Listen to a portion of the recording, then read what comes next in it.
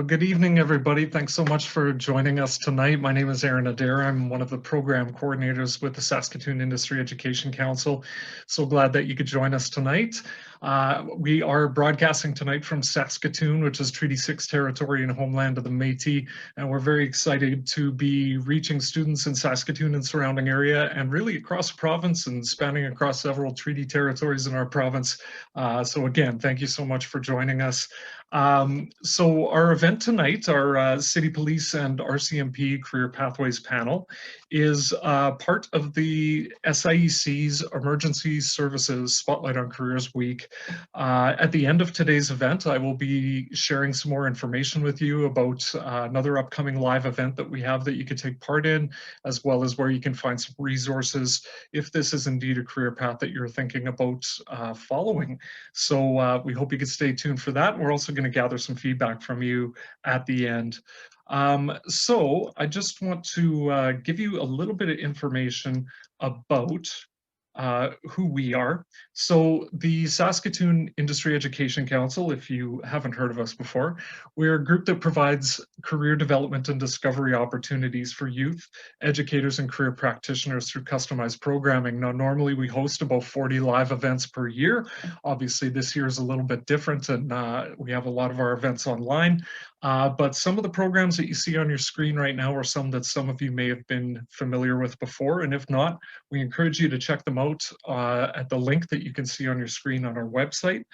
So some of you may be familiar with our Skills Boot Camp programs, where students get an opportunity for hands-on skill development. This is one of our Spotlight on Careers events, and we hope that we can do these in person again very soon. Our Connected event is going to be in mid-May this year. We're going to have a second Connected event, so that one is for young ladies to check out to get connected with female mentors and to learn from them. So check out our website for more information on that opportunity. And our always popular Summer Youth Internship program will be up and running again this year. Applications are open now, so go to our website. Those applications take a while to fill out, so it's something that you want to check out if you're interested in getting involved in a career in the trades, doing some work over the summer, earning some money, and earning some high school credits along the way. Sounds pretty good, right? You should definitely check it out. So we are a registered nonprofit group, and we work in partnership with the 3 school divisions that you see in the bottom of your screen, as well as the Saskatoon Tribal Council. And we also work with community-based organizations, government agencies, and employers to help nurture the workforce of tomorrow. So we're always grateful to all of our partners who work with us on events such as these. Today, we are going to be hearing from some recruiters from the Saskatoon Police Service, as well as the Royal Canadian Mounted Police. And we really hope that their stories and the information and advice that they are going to share are going to inspire the young people of our province to consider how a future path in policing may suit you. Now, we do realize at the SIEC that a career in this field may not be for everybody. Career in any field, depends on the person, right? If you're a student who decides not to follow this path, that is okay too. In fact, that's what this career discovery opportunity is all about.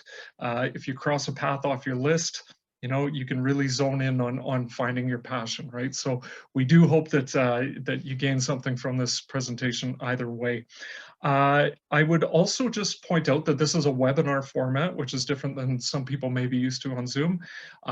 You can type questions at any time into the Q&A button that you see at the bottom of your screen, okay? So we prefer that questions get typed into there. You can ask the recruitment officers at any time, any questions, and we will get to them in a timely manner, at least at the end of their presentations for sure. So again, that Q&A button is where you're going to type those questions in.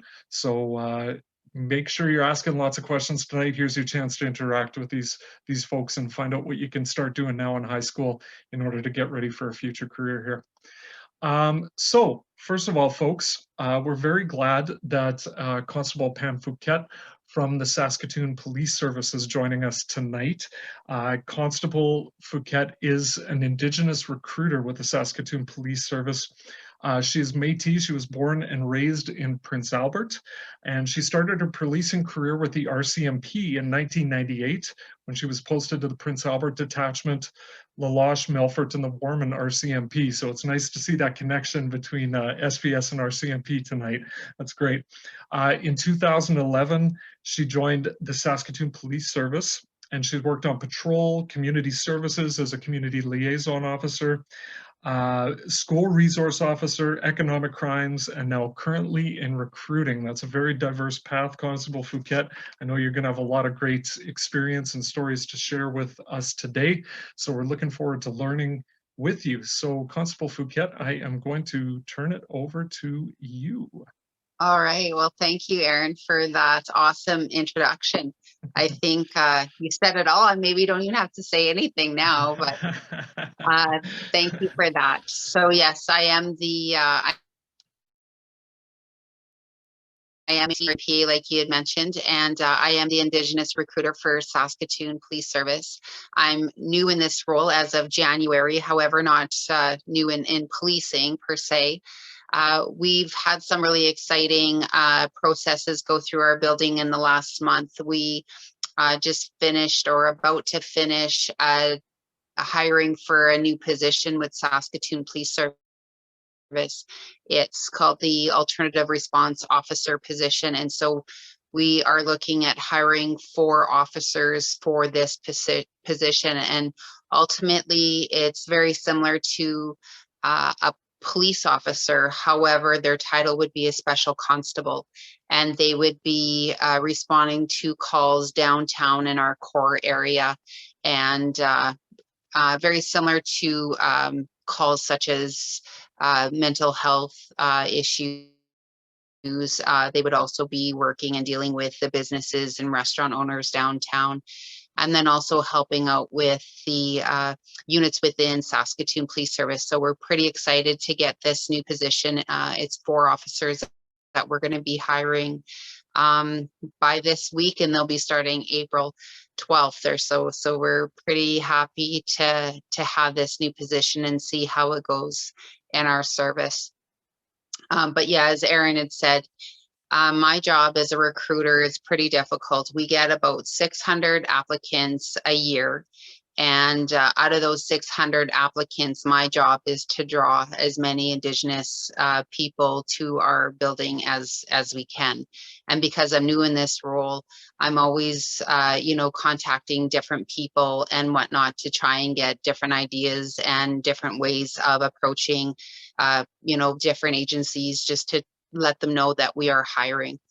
And so currently, after this ARO competition is complete, we will be looking at hiring for a special constable in communications.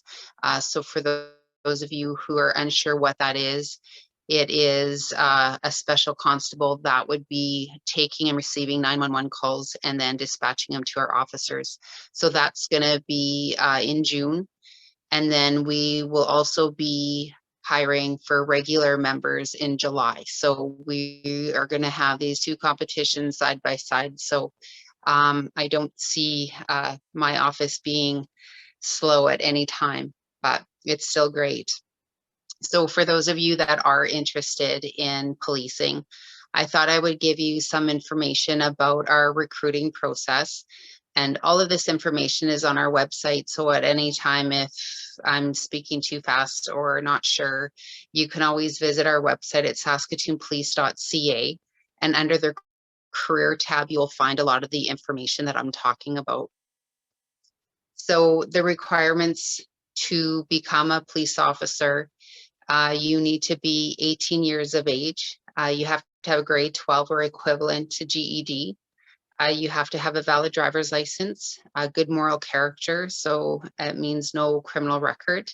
You have to have a visual acuity of 20/20 in one eye or 20/40 in the other, or 20/40 and 20/100 in the other. I always have to look that up because I can never ever remember the right acuity.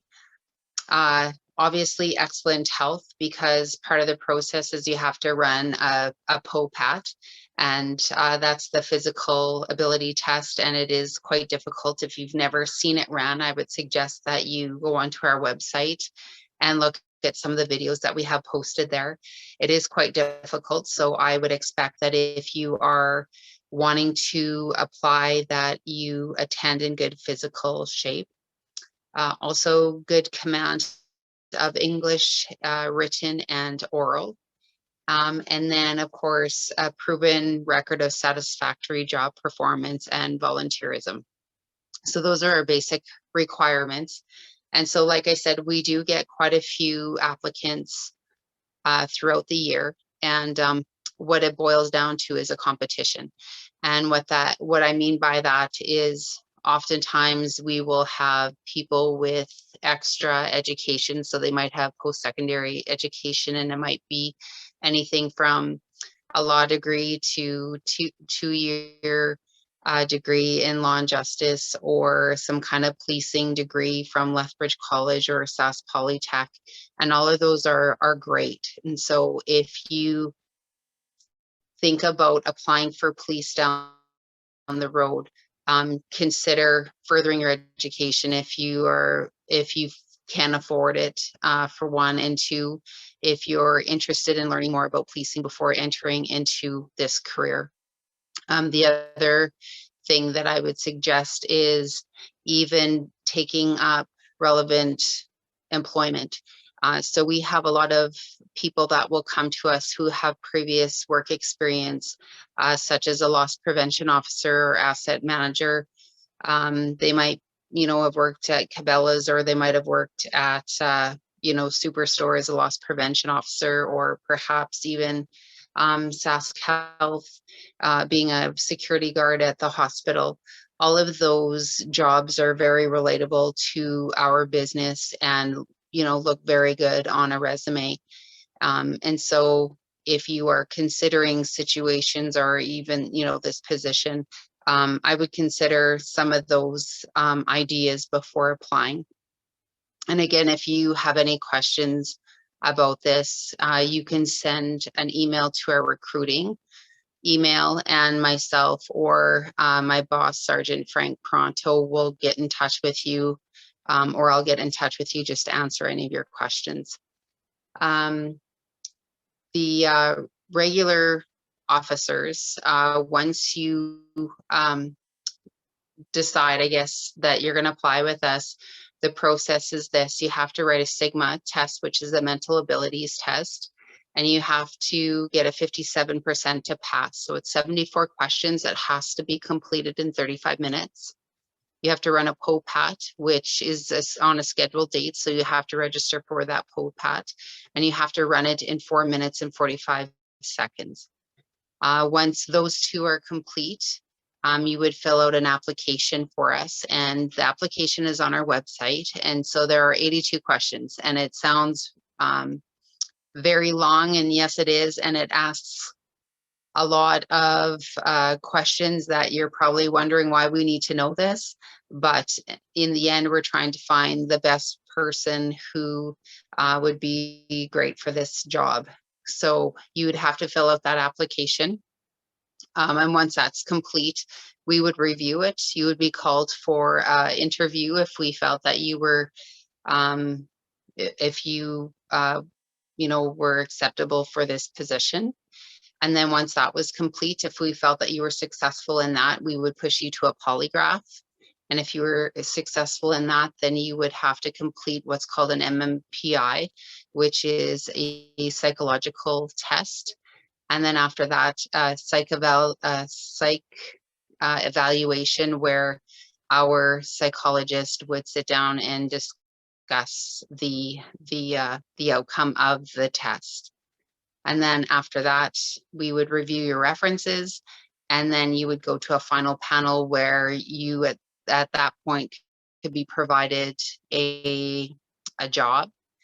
And when you go into training into Regina at the U of R college, it would be, it's 20 weeks, and you get paid when you go down there. So we pay for your room and your board. And salary starts with us is over $56,000, and after 5 years you would make $105,000 and some change.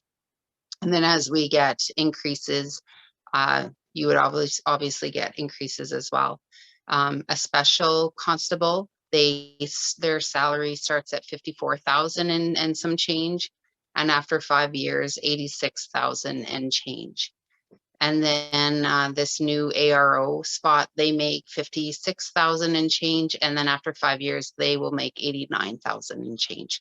So it's a good salary, but it's also a job that isn't always easy. And I would suggest when you apply for this job that you talk to maybe other members that have been in this position, just to let you know what it's all about, because it's not like what you see on the movies and things like that. It's more real than that, obviously. But I think one thing, before I finish here, if I can suggest one thing, is to live your life according to what a police officer would be. So if you are interested in a career in policing, and students at this age could certainly start living their life according to our core values, and that is having honesty and integrity, compassion, fairness, commitment, and respect. And those are some of our core values that or that I can suggest that start living your life now, so that when you are ready to fill out your application with us, there's no hurdles or anything like that. And so all this information is, like I said, on our website. There's a recruiting email that you can send, and like I said, I'll receive it, or my partner will receive it, and we'll answer your questions, or you can give me a shout to you can even just call our dispatch, and you can ask for me, and you would be able to talk to me and go from there. So I don't know if there was any other questions, Aaron. I wasn't able to see if there was any questions that came in. We did have a few questions that came in for sure, and thanks for sharing that information. Just like to point out, that's why it's so great for these students to be attending, to be connected with these professionals who are willing to connect with you and answer some questions afterwards too. So we did have a question early on. You mentioned that there's a vision requirement, and someone was just wondering, does having a lazy eye affect being a police officer? No. As long as your acuity meets the standard, then no, absolutely not. Okay. We even have, I think some officers had the color blindness. And from what I am aware, as long as they're able to decipher the colors of, certain clothing, it shouldn't impede their application with us. The other thing I'll mention, Aaron, just because we're dealing with students at a high school age, when I was in the school resource officer, I ran a program called COPS, and it's the Cadet Orientation Police Studies, and it's for grade 11, grade 12 students who have an interest in policing, but they're really not sure what it's all about. And so I know it's gonna hopefully start running up in 2022. And I think the fall of this year, they were gonna look at accepting applications again. And in my mind, if a person is unsure about policing, I would suggest that they apply for this COPS program, because it basically is 8 weeks where the students will for 8 weeks, and it runs from Tuesday to Thursday. It's in the afternoon. It's an accredited class through the schools, and it's through 4 of the high schools that we work with in the kind of downtown core area. And they kind of walk with us a life in everyday policing. And so from start to finish, they will learn verbal judo, they'll learn report writing and note taking.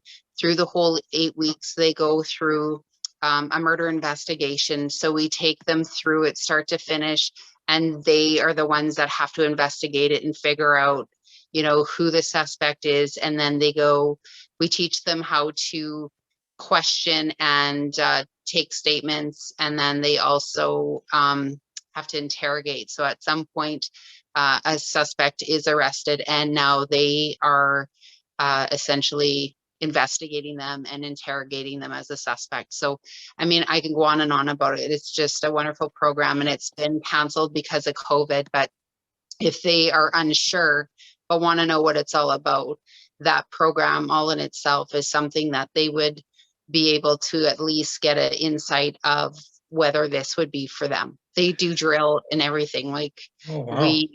they do drill. And at graduation, they do their drill for all their parents and other friends and students that are able to come. And I know our first group, they were able to rappel down a force, like our building. We got a brand new building, right? And so they were able to rappel down 4 stories. It was crazy. Like, I've never got a chance to rappel down anything. But That's amazing. Yeah, it was pretty awesome. Like, and it was just part of the training where, you know, you had to do push-ups, you had to do sit-ups. If you forgot, you know, your boots or you forgot your top, people are running. Like, I made it like a boot camp, a mini boot camp, just so they were aware of this is what happens in Regina when you don't have your stuff together and things figured out and things lined up. So it was fun to meet these kids and just kind of go through that 8-week with them. And it was just long lasting memories and friendships that I was able to keep with these students. So that's amazing real life experience. And again, like I was saying at the start, I imagine there are some students who might even find out that it's not the right path, and that's perfectly fine too, right? Yeah, that's great. We have a couple more questions come in, a couple really focused on vision here tonight. No pun intended with focus, sorry. By 2020 acuity, do you mean that you have to have 2020 vision? Yes. Is that what that means? Okay, good. So it's 2020 vision. So it's 20/60 in both eyes, 20/20 in both eyes, or 20/40 in one eye and 20/100 in the other, if that makes sense. Okay. Yeah. Right on. Another question. I'm not exactly sure of the specifics of this one, but maybe you can get it. But the person says, if you fail one part of a course, does that result in the whole course of not passing, or can you retake one part of the course that you failed? So I imagine that's in the training in Regina, I would assume. Okay, well, I don't know if it's that, or I'll just mention the Sigma. So if you pass the Sigma test is good indefinitely, unless you apply to the Rcmp. And if you apply to the Rcmp, they have different testing, so you would have to rewrite it. If you fail it, you can rewrite it after 60 days. If you fail it at that time on your second try, you have to wait 6 months. And if the third try comes along and you fail it, then you have to wait another 6 months, and so forth. With the POPAT, you don't have to wait. If you run it today and you fail it, and we're running another one on Friday, you can run it again on Friday and keep on running it until you pass it. However, in the time that you apply with us, it's only good for 6 months. So you almost have to work that POPAT into, as soon as you submit your application, run your POPAT so that it's good for 6 months, because that's generally how long it takes us from start to finish for the whole process. So we run 3 POPATs and 3 Sigmas in the spring, and then we run 4 POPATs and 4 Sigmas in the fall, and that's to accommodate our hiring process. Awesome. Well, that's great. But in training, they have something similar. So, for instance, if you fail firearms, you're given a couple tries. Like, they work with you. You go on what's called remedial, and they work with you for weeks at a time just to make sure that you can qualify. And if you don't qualify, then you are sent home. Okay, perfect. And relating, you were talking about the POPAT. Hannah had a good question here. Do you have to pay to run the POPAT? So the POPAT is run at the U of S gymnasium, at the Education Gymnasium, and they charge $60. That's the fee. And they used to run a POPAT clinic. So, and I mean, I even took the same clinic. So I think it was maybe $100, and you would work out with them twice a week for 90 minutes, and they would prep you to prepare to run a POPAT and pass it. So during that, I can't remember how long it was, but in that time that I worked out with the U of S, you could run the POPAT 3 times. And that was just to keep on better, like making sure 1, you can pass, 2, what your score was, and then 3, better your time. Excellent. Right on. Yeah. That's great to know. You also mentioned a while ago about resume building, and I just think of how important that is for the young people who are with us today or watching this afterwards, perhaps. Yeah. You mentioned some jobs that they may get, especially after high school, that might look good on a resume. Would volunteer experience be very relevant too? Absolutely. Like Yeah. any kind of volunteer experience is highly recommended. And why we look at that is because I know every day we're busy in our work. Maybe we have kids, so we're busy with our kids and whatnot. But part of policing is a service and you're giving yourself to the community. So we look at to see how you hold yourself, how you work with the public, how you deal with the public, how you treat the public. And a lot of that comes to volunteerism. So with our, like, if I were to refer to our COPS program, we did a lot of volunteer work through our community. And when we were doing it, we brought the cadets with us so that they were able to put some time in for their resume. So they worked with us at the law enforcement torch run. So every year we ran it outside of the Walmart on Preston, and they would solicit people for money, you know, to try and raise awareness for law enforcement torch run for Special Olympics. And they did such a great job. And it's not always easy, but we look at that as a huge check mark because, you know, it's easy for us to sit at home and do nothing. But that won't look good on your resume. Exactly. Yeah, and I can only imagine. You know, we hear from so many different sectors who really value volunteering, and I think that that's one of the biggest things that we hear that high school students can definitely start on now. And I can hear that the community involvement would be good, and to see that over a span of a few years rather than just the year of For application would sure. probably be good too, right? Yeah. Well, Yeah. once you get into policing, you are literally, you know, there's always emails popping up. We need clothes here. We need people, you know, to ring the Mm, Santa bell, or, you know, we need help in our cultural unit, or, you know, so we're constantly always volunteering. We just don't know that it's volunteering because it's a part of our job sometimes too. So it kind of works hand in hand. But as a student who are just trying to find themselves, trying to figure out what they want to do in a career, and once they start volunteering and realize how great they feel when they help people, they may then think, hey, maybe career in policing is for me. excellent. So we've got one more question that just came in for you. Sure. So would doing fitness training earlier, for example, in the summer, help you when you officially start training for being an officer? I so I would say yes. If you had thought about applying with us, let's say in the summer, but your idea, if you were to get selected, you would go in January. So you're giving yourself essentially 6 months to better your fitness shape. And I think that's a really good idea because I would hate for you to get down to training and be out of shape and use that 20 weeks down there to get in shape. And so that's not what we want because it's quite difficult because as soon as you get there, you have to run a POPAT, you have to run your, I think it's called Hell Week. I think that's actually what they called it. So you're doing lots of running, you're doing lots of push-ups, you're doing lots of sit-ups, you're doing everything as a team.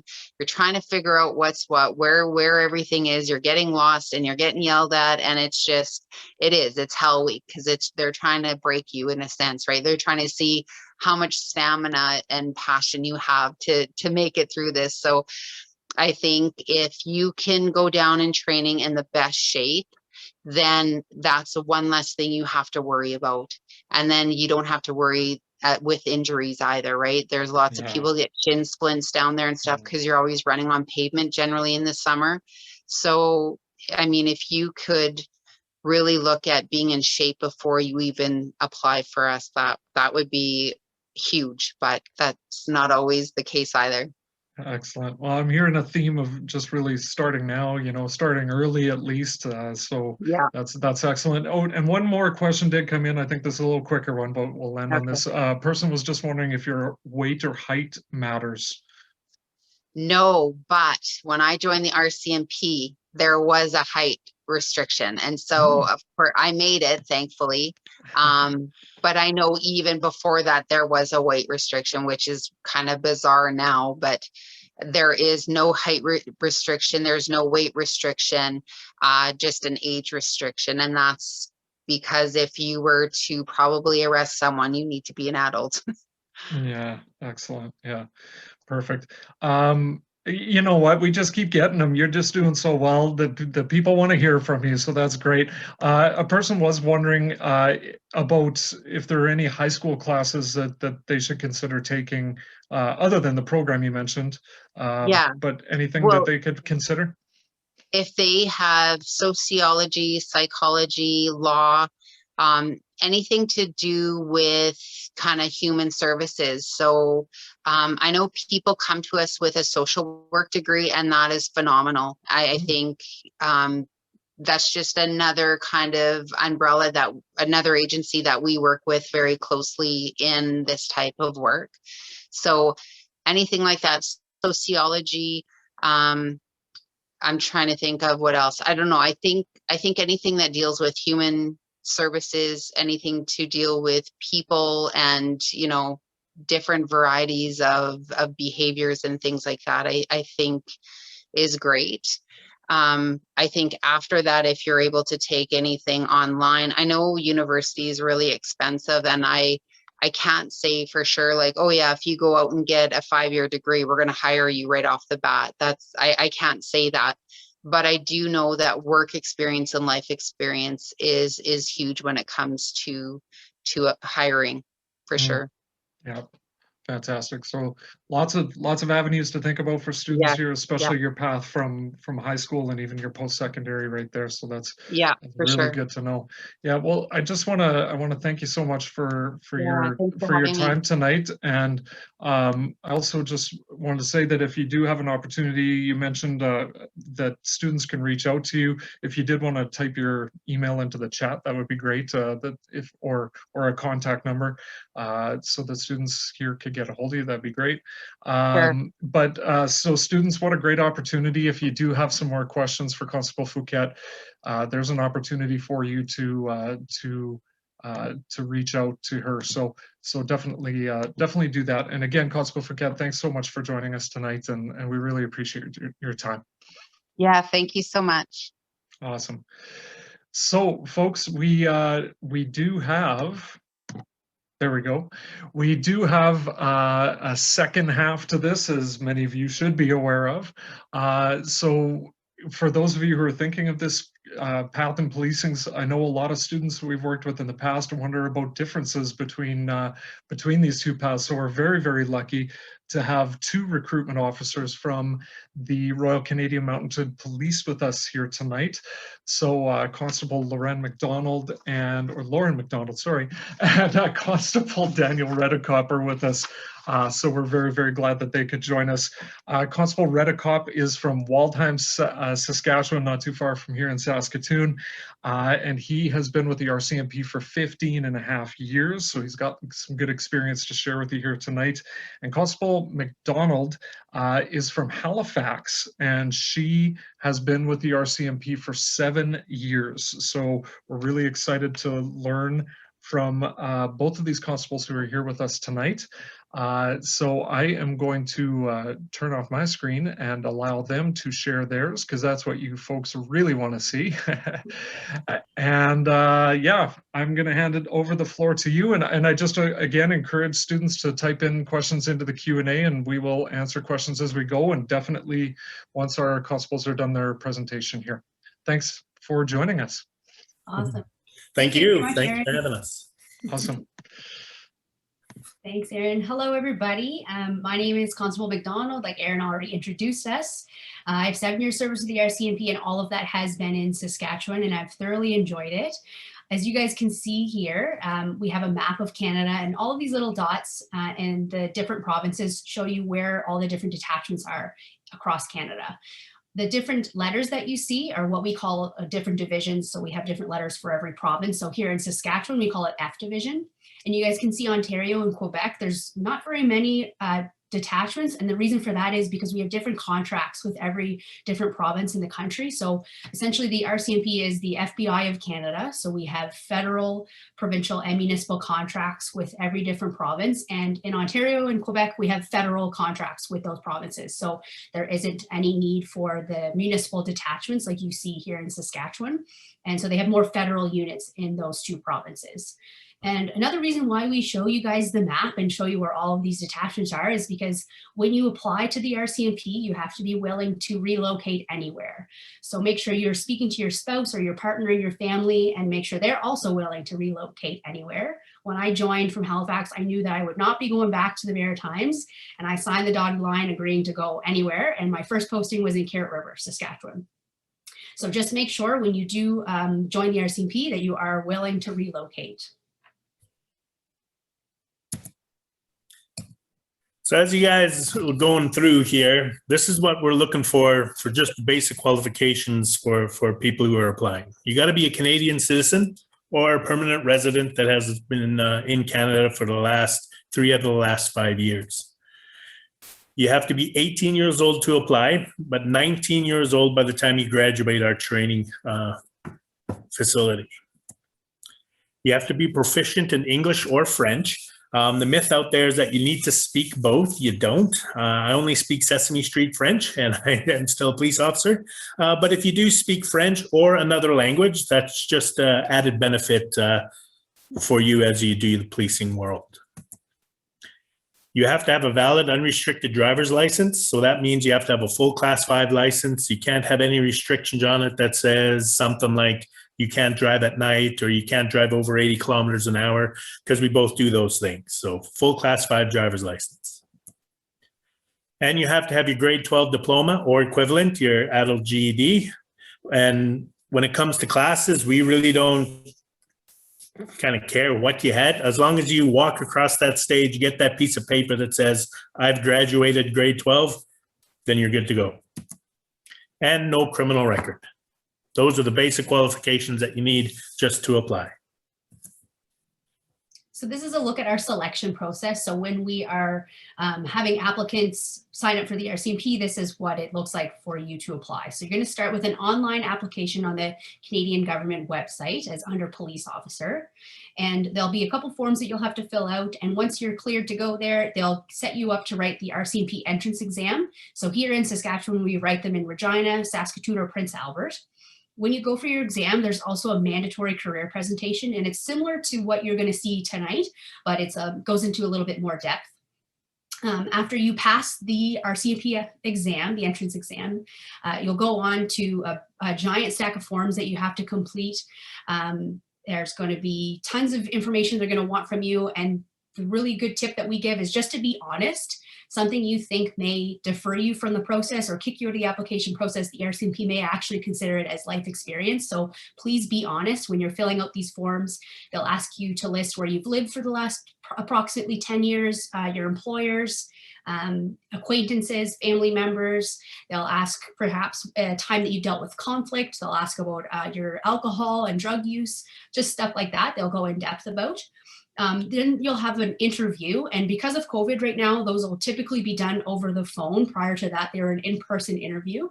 If you are successful and the interviewer, the member that took your interview, thinks that you are capable and ready to move forward in the application process, you'll then move on to the polygraph exam. So you guys may know this better as the lie detector test. So that can be a long day. They will go over those forms that you would have already filled out in depth and ask you questions about where they may think there might be some discrepancies or not. So again, just be totally honest during the whole application process. If you pass the polygraph, you'll go on to a health assessment. So for your RCMP application, you'll have to complete a vision and hearing test. You'll also have to complete just a general practitioner's test just to make sure that there's no major health issues and make sure that you're physically fit. There'll be a dental exam as well to make sure that you don't have any major dental work required before joining the RCMP. And there'll also be a psychologist examination as well, just to make sure that you're of sound mind and they think that you're capable to complete this job. Finally, there'll be a field investigation and security clearance. So they'll actually send a member out into the field and they're going to go interview those people that you listed in your forms prior. So they'll be speaking with your neighbors, any past employers or any past teachers, anybody like that, that they think they can get a good character reference from you or just find out more information about you, what type of person that you are.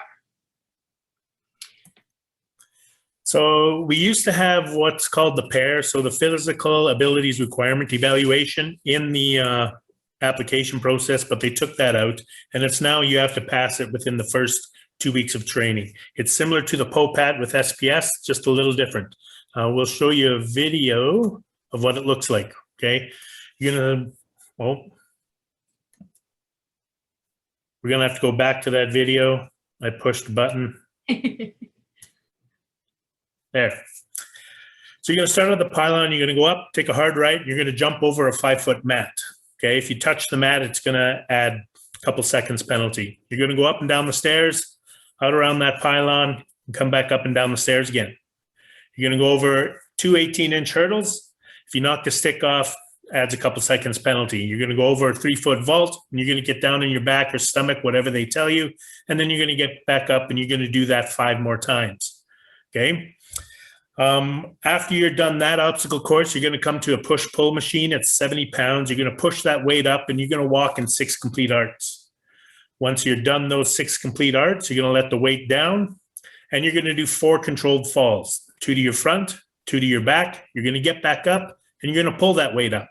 Hold it up, walk in another 6 complete arcs. Once you're done, that time portion is over. Okay. You get about a minute rest, minute or 2, you're going to come to this bag carry. It's 80 pounds. You're going to pick it up and you're going to walk it 50 feet and set it down, all done in a controlled manner. And that's our obstacle course that you're going to have to run the first 2 weeks that you get to training. To pass it, you have to run it in 5 minutes and 30 seconds. And then at the end of training, it has to be done in under 4 minutes. So here's a look at the life at depot. So our training facility is here in Regina, Saskatchewan. It takes about 26 weeks, so about 6.5 months to complete our training. And you'll be paid $525 a week, as well as your lodging will be covered, all of your kit and clothing, and your meals will be covered and provided for you every day. So your week is going to be Monday to Friday, about 6 o'clock in the morning to about 4 p.m. And then you'll have some homework assignments, workouts, and different scenarios and stuff to do on your own time on the evenings and weekends. So what you see here is the Applied Police Science class. So it's a classroom setting. You're going to learn about the Criminal Code of Canada, and you'll be doing some scenario-based training with your troop mates. When you do get to depot, you'll be assigned to a troop of about 32 cadets. And you're going to learn everything about these people and become super close with them. You'll be doing all kinds of different stuff, doing all your training and everything with them, and spending time, personal time. So these people will become your family for sure. So you have your Applied Police Science class. You'll have firearms. So as a police officer in Canada, you are legally obligated to carry a firearm while on duty. So if that's something that you're not comfortable doing, unfortunately, you will be deferred indefinitely from the program. So if you have no firearms experience, we should mention that's okay. They actually prefer that because the Rcmp likes to teach you their own healthy habits. You're going to learn how to manipulate the gun, every piece, and how to put it together, how to take it apart, how to clean it, everything like that. You'll leave very confident in your training. There'll be some benchmarks and stuff that you have to meet while you're there. So it is not necessary to have your PAL before applying to the RCMP, because we are under the Criminal Code of Canada as a police officer. Once you're sworn in, you're legally allowed to carry that firearm. But if you do have your PAL, I took my PAL before, I don't know about Dan, but I found that helpful. As well as firearms, you're also going to have the police driving class as well. So there's a couple outdoor obstacle courses. They're just going to teach you how to multitask, defensive driving skills, how to use the radio, and how to be hyper vigilant and looking out on your surroundings and paying attention to detail while you're driving. There's drill class. So the RCMP is paramilitary. So while you're on base, you're going to be having to take care of your uniform. You'll be learning drill. You're going to earn pieces of your uniform as you go throughout training. So at the end, it'll be a very proud moment. You'll have your red surge and for your badge ceremony and for your pass out, which is a drill demonstration that you'll do with your troop. There'll also be police defensive tactics. So this is where you're going to learn how to use all the tools on your belt, as well as any arrest techniques. You'll be doing some boxing and ground fighting as well with your troop mates. And finally, physical training, so the fitness class. So it's really important, as Saskatoon Police also mentioned, it's very important to already be in shape during your application process and prior to coming to depot if you are accepted into the program. Because it's not a boot camp, it's not somewhere where you're going to be whipped into shape. They're going to expect you right off the bat to be meeting some benchmarks physically. And so approximately running about 5 to 20 kilometers a week you'll be doing. If you can run 5 kilometers continuously without any major effort, then you're going to be good to go. So just do your push-ups, pull-ups, burpees, stuff like that in order to get in shape before you come. So as you go through, your pay when you first graduate training is just over $53,000. 6 months in, if you pass what we call field coaching, and that's at your first detachment, you're going to be paired with a senior officer and they're going to show you the ropes for the 6 months. You will get a $15,000 raise. Then you'll get a raise at 1 year, 2 years, and 3 years. At 3 years, you're going to max out what a first-class constable with the Rcmp makes, and that's $86,000, just over $86,000 a year. That's your base salary. Now, overtime and on-calls above and beyond that, most police officers now make well over $100,000 a year. You get paid developmental courses. So any course that you want to take to, make yourself a better police officer, whether it's interrogation, interviewing, search warrant course, all that type of stuff, the Rcmp will pay and send you to take those courses. We take courses all over Canada, Ottawa, Regina, Chilliwack. I know some people who've gone down to the States to do some drug work down there. So we get sent all over the place and paid for. You get excellent pension with us. If you start early, let's say you join when you're 20, you only have to work 25 years and you get full federal government pension. So that means you're retired at 45, still young enough to get another job and collect 2 paychecks if you want.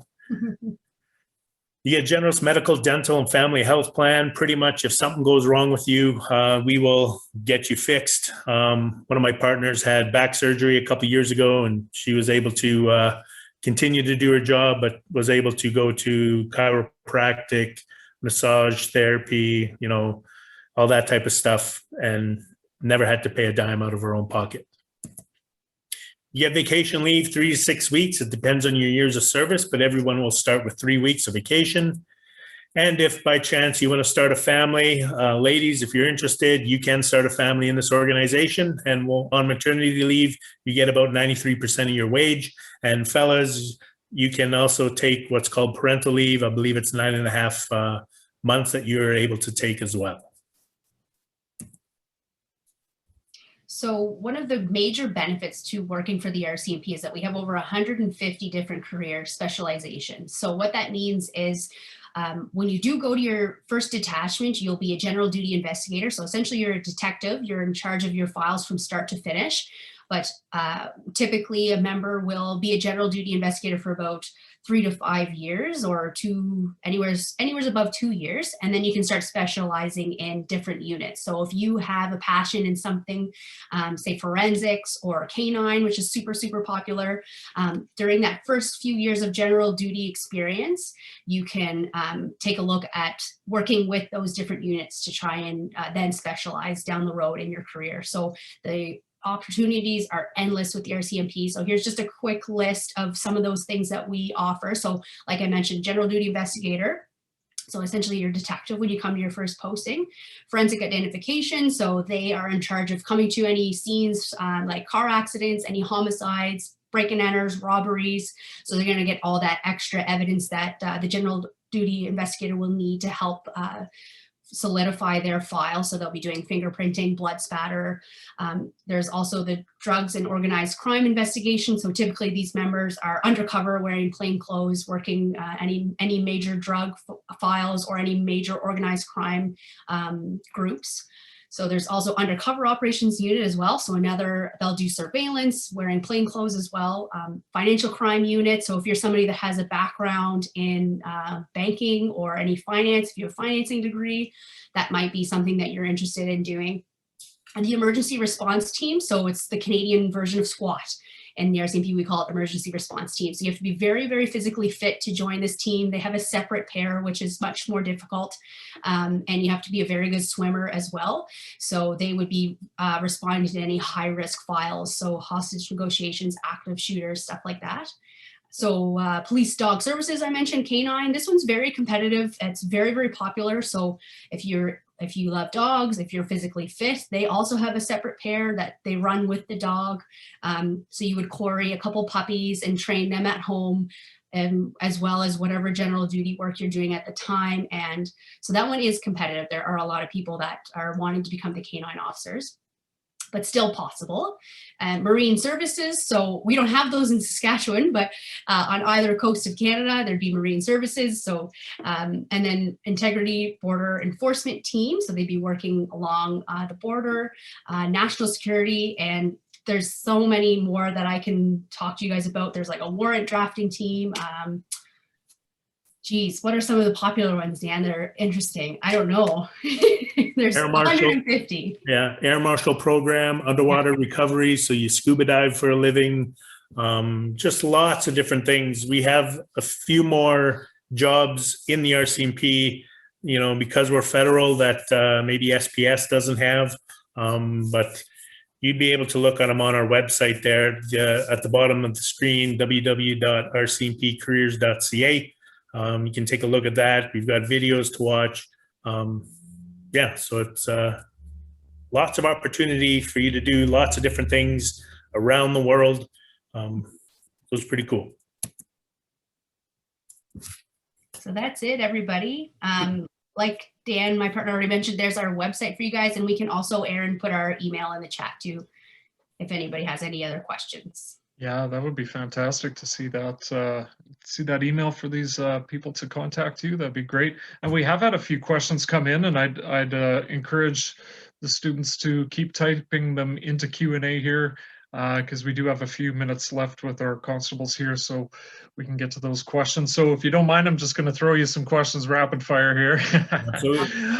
So one student was wondering if having a shunt, which drains fluid in the brain, affect any of the fitness in depot. Would that be something to be determined through a medical or something like that? Yeah, through the application process, you will go for a medical exam, and they will determine if that will be an issue or not. Okay, great. There was a mention of, I think it was Constable McDonald was talking about firearms. A person was wondering, do off-duty RCMP officers carry or conceal carry on their person? Just a general question, I guess. No, we don't conceal carry. You still, if you want to, you can bring we are legally allowed to bring our duty firearm home, but you still have to lock it up properly, lock up the ammunition separately. Typically members that are on call will bring their firearms home and do that. But a lot of times we can leave them locked up safely at the office. If you do, I should mention, if you do want to have any long firearms at home, you will need to have your PAL for those. So if you want to have a rifle, if you're a hunter, you still need to have your hunter safety course. And anything else if you want to have any of those other types of firearms at home. Okay, excellent. We have lots of questions coming in, which is awesome. This one's pretty straightforward. What if you can't swim? Doesn't matter. Yeah, that's okay. That's okay? Okay, good. Yeah, that's fine. Yeah. Nice and straightforward. Yeah, absolutely. There's just a few different specializations that you'd need to swim. But I mean, if you're not interested in ERT, as a general duty officer, you don't need to do that. I think they have a couple swimming classes for fun at depot, but if you can't swim, I don't think it's a big deal. No. Okay, right on. Do you, actually, before we went on air, we were talking about civilian postings and so on. What do you recommend for someone who wants to work in law enforcement, but maybe not in the field? Maybe they're not comfortable carrying a gun, as you mentioned, or something like that. Any recommendations? We do have, yeah, it's a great question. We do have a lot of different civilian postings. So I think there is a separate website. I can find that for you, Aaron, and put that in the Q&A, because we do get this question a lot where people are not necessarily wanting to do the police officer role, but that is strictly what Dan and I do recruit right now, is for the police officers. But we have a lot of civilian roles. To give you any specifics, I would it would be administrative jobs. Dispatcher, the front counter, like a steno. We call it steno. It'd be like a secretary at the detachment. Just a lot of background, admin roles within different units, that type of thing. Sure. Okay, good to know. Another firearm related question. Are RCMP officers allowed to move on from their firearm to another type? We have different types. So what you will carry is your pistol sidearm. So everybody in the RCMP carries the same type of sidearm pistol, which is a Smith & Wesson 9mm. At this point in time, they are looking at maybe changing things, but we will carry that. Every detachment will have the same shotgun, same rifle, and same type of carbine. And a 40mm impact weapon. Shoots kind of like a sponge round. So it's like kind of a beanbag. They're all the same type of weapons. So you will have those to use at your disposal at your detachment. Okay, great. We had two questions that came in that are similar. They're more about the specialized roles that were mentioned.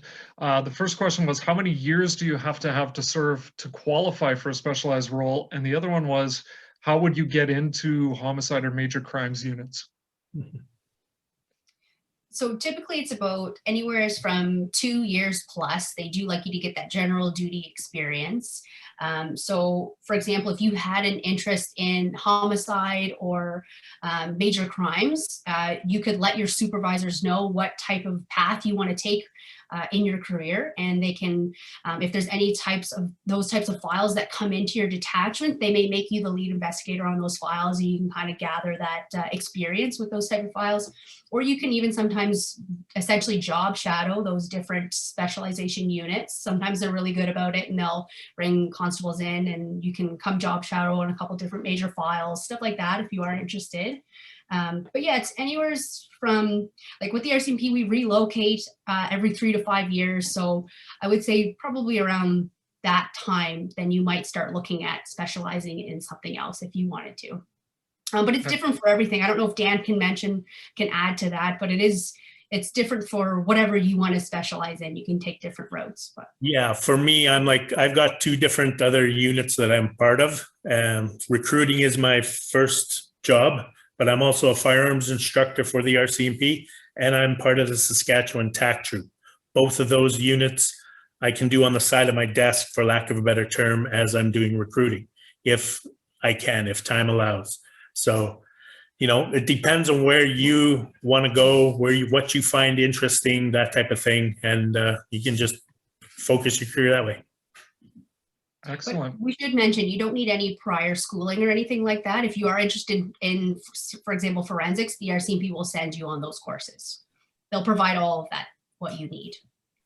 That's really exciting to know that. That's awesome. Yeah. Great. We got a couple more questions coming in, and rapid fire. This is really good. So just a few more for you. I think you referred to this already, but how many years does each posting last? Yeah, about 3 to 5 is the main ones. If you by chance go north, so we're talking northern parts of the province, or even into Northwest Territories, Nunavut, Yukon, you're looking at more limited duration, so 2 to 3 years in one spot, and then you'll move. Okay, great.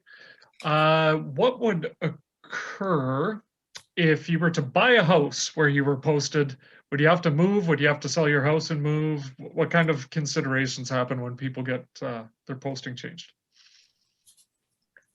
So the RCMP will actually take really good care of you during any of your transfers. So for example, I just came from Yorkton detachment, so I knew that I took my next posting in Regina.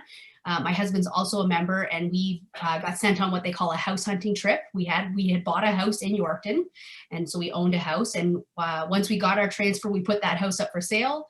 Once it sold, we went on our house hunting trip, and that was all covered and paid for. Our meals, transportation, everything like that was covered. We had a mortgage penalty. The RCMP covered that. They covered all the legal fees. Pretty well any costs that you're going to incur, the RCMP will cover. And anytime you do transfer, the RCMP also gives you an extra month's salary. So you'll get an extra month's salary up front to cover any expenses that you might incur during your transfer.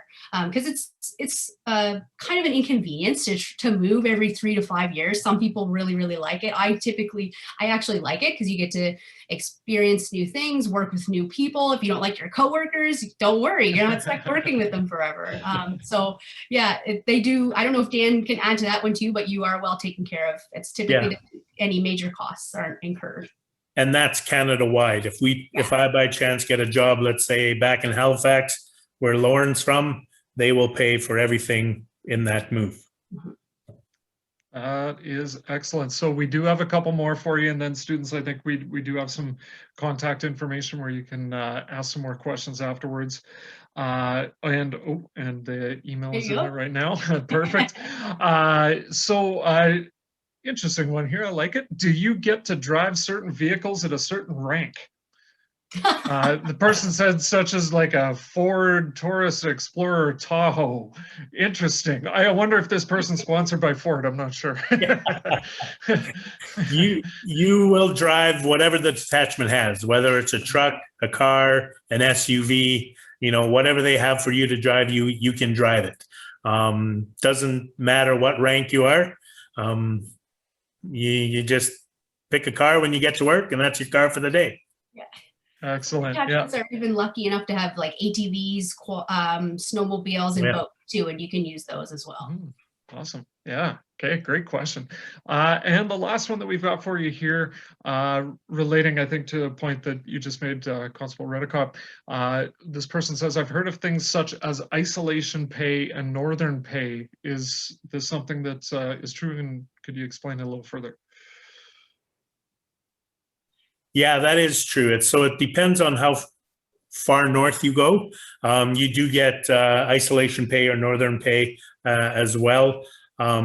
So it's just an added bonus for being kind of placed in a hardship posting. You also get paid vacation out 2 times a year, where they will pay for you to go, I don't know, fly to Mexico. I don't know, they'll give you some money for do that. Or if you don't want to take it, you can get paid out for that and take the money and pocket it, minus the taxes and all that type of stuff. So depending on where you go, if you go north, you're the possibility of having a government force housing where you don't have to buy, and your northern allowance would then cover the rent. So you're just making your salary clear. So great. Seems like a lot of factors have been considered over the years, and so lots of good things for students to look forward to with their future careers, for sure. So folks, especially for people who may be watching this afterwards, if you did have some more questions or something, you could always contact us here at the SIEC, and we could get you in touch with the recruitment officers who've been with us tonight. I just really like to thank both of you for joining us tonight, and I do want to thank Constable Fouquet again too, just for sharing your time and sharing your knowledge. I think this is just a good window into the process and getting students thinking about what they could start on now and what their futures may look like when they are ready to consider applying. So just want to thank you so much for your time again, and we really appreciate it. Yeah, absolutely. No problem. Thanks for having us. Awesome. That's great. So students, and teachers as well who may be watching this, I have a slide on the screen that you can see right now. At the SIEC, as a nonprofit, we really value receiving your feedback for many, many reasons. So if you just have a minute to quickly fill out a feedback survey, we would greatly appreciate that. We have a QR code that you can access this with, or you can also see the URL on your screen that you could go to give us a little bit of feedback. And you do have the opportunity when you do this to be entered to win a gift card as well. So you can see the contact information right there to give us a little bit of feedback on this event. And folks, also, I mentioned teachers. Teachers, if you're looking to give us some feedback, which we would appreciate, you are also available, or you also have the opportunity to receive a gift card if you win one of our draws. So again, the QR code, and there's a slightly different URL for teachers to give us some feedback on there. So we would really appreciate that. And not only do I want to thank Constable Fouquet, Constable Retake, Constable McDonald for joining us tonight, but I also want to thank the SIEC staff and Michelle Hardy, who's been helping behind the scenes tonight. And I really want to thank as well, the SIEC would like to thank RBC Future Launch for the sponsorship of our Spotlight on Careers program. We really appreciate that. That goes without saying, but we definitely want to acknowledge them and thank them. And we also want to say thank you to the teachers and coordinators and consultants and everyone really in the education community, even parents who have been sharing information about our programs, perhaps through social media or school newsletters or whatever it may be. We really appreciate the fact that you've been connecting students with these career events that the SIEC has been putting on throughout the year, and we really appreciate your contributions as well. So thank you very much for that. I also just wanted to tell you a little bit. I said at the start, we're coming full circle here. I said at the start that I'd tell you a little bit more about our Emergency Services Week. If any of you have interests in perhaps a career as a firefighter or a paramedic, we've got a really exciting career panel, much like this one tonight, where you're going to get some great information from Medivie, from Saskatoon Fire, and from Stars Air Ambulance as well. So tomorrow night, at 6:30 p.m. you can register, same place you registered for this event. You can check that out on our website.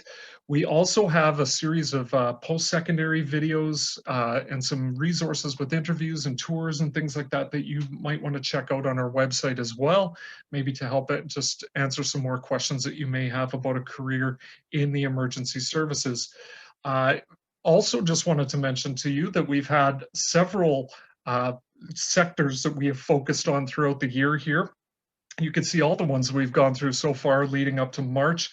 All of our past events and resources are available on our website, and you can see that at the bottom of the screen on our programs and specifically our Spotlight page. So you can access past events such as these and check out all those resources. And again, just comb through some resources to help narrow that career path down for your future. You can see that next month we're also focusing on the skilled trades and focusing on technology-based careers, information communication technology-based careers in May. So really looking forward to that. So last thing I'll just mention, folks, is if you are on any of these social media platforms, perhaps you have a YouTube account, you could definitely give us a follow to keep up to date. And you can always come back and check out our website. We post a blog every few weeks with some career information. We had a great one from Saskatoon firefighter this week, so you can check that out on there. And again, just want to thank you so much for taking this opportunity to do this career exploration with us. And we hope that you are going to join us again in the future for another SIEC event.